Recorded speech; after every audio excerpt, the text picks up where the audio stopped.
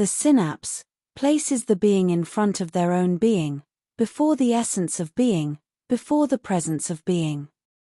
The allegory of the eye in the triangle represents this.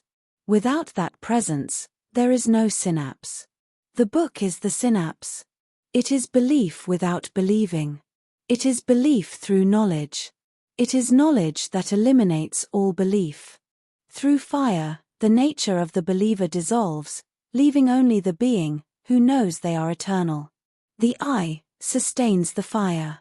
The presence sustains the fire.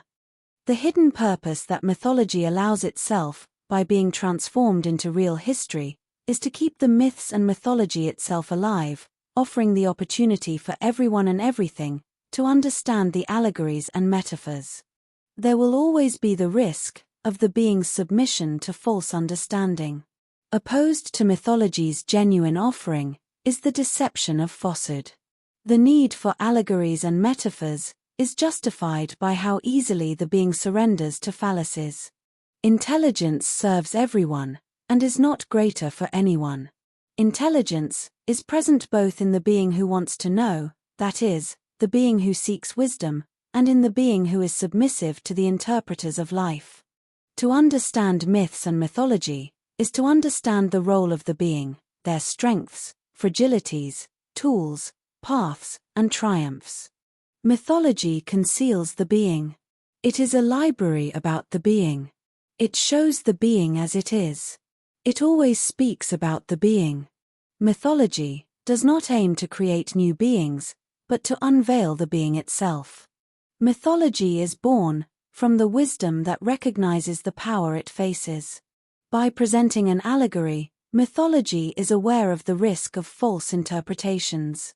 The intelligence that serves the creator of the myth is the same that serves the creator of illusion. The creator of illusion transforms the myth into illusion and adds new values to uphold the illusory world as truth. The myth holds more reality and truth than the created universe in which the being appears to exist. Intelligence continuously offers new elements and concepts, adding to the illusion already in the being's mind, in order to confuse and keep the being in unreality. Although ideas of time and space may seem solid, nothing is more fragile or easier to eliminate. The being who positions themselves as a silent observer clearly perceives the path of idea formation. By following this path, the being perceives their own solidity. It is this gaze that allows the being to discern the results of how beings use the intelligence available to them. Beauty appears as an element of submission, as it is borrowed beauty used to make figures and texts beautiful. Welcoming acts the same way. It is about comforting the being in unreality. This interdependence is stronger and harder to break than power over others, even though power over others is the worst use of power. The way the being uses beauty and comfort falls under the misuse of power. The myth of the crucifixion and resurrection does not speak of an external being. It speaks of the being and the being itself. And no matter how strong the transformation of mythology into false truth may be, it is too obvious. The cross becomes blindingly evident. The being knows that nature is in transformation. All the man of mythology wants is to trade pleasure for pain, comfort for discomfort, submission for the freedom to fight. All the being wants is to recover the capacity to face everything and everyone that keeps them on the cross.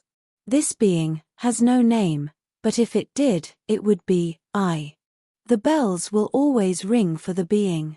Altruism lies in the being, responding to the call of the bell, and gathering their pieces, as in the myth of Osiris, which are scattered in every being.